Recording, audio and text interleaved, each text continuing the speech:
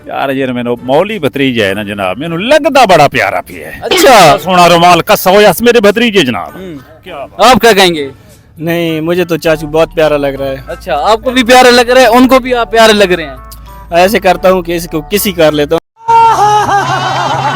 अभी रोज है, इसको किसी कर नहीं सकता। स्वाब होता है, स्वाब होता है। आप इनको किस करना चाह रहे हैं? हाँ जी, क्या वजह किस करना चाह रहे हैं? इसके पास कुक्कड़ है, वो उसको मैंने देख कर प्यारी समझ गई।